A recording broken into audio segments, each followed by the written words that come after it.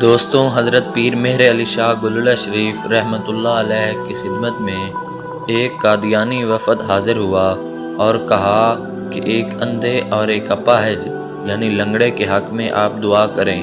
دوسرے اندھے اور لنگڑے کے حق میں مرزا قادیانی دعا کریں۔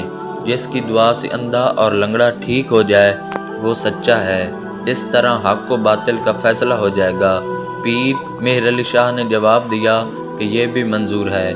مزید مرزا قادیانی سے بھی کہہ دیں کہ اگر مردے بھی زندہ کرنے ہوں تو آ جائیں، ہم اس کے لیے بھی تیار ہیں۔ لیکن مرزا قادیانی کو پیر صاحب کے سامنے آنے کی ہمت نہ پڑی۔ اس پر پیر مہر علی شاہ نے فرمایا، یہ دعویٰ میں نے از خود نہیں کیا تھا بلکہ عالم مکاشفہ میں حضور پاک صلی اللہ علیہ وآلہ وسلم کے جمال با کمال سے میرا دل اس قدر قوی اور مضبوط ہو گیا تھا کہ مجھے یقین کامل تھا کہ اگر اس سے بھی کوئی بڑا دعویٰ کرتا تو اللہ تعالیٰ ایک جھوٹے مدعی نبوت کے خلاف ضرور مجھے سچا ثابت کرتے۔ مجھے یقین کامل ہے کہ جو شخص تحفظ ختم نبوت کا کام کرتا ہے اس کی پشت پر نبی علیہ الصلوۃ والسلام کا ہاتھ ہوتا ہے۔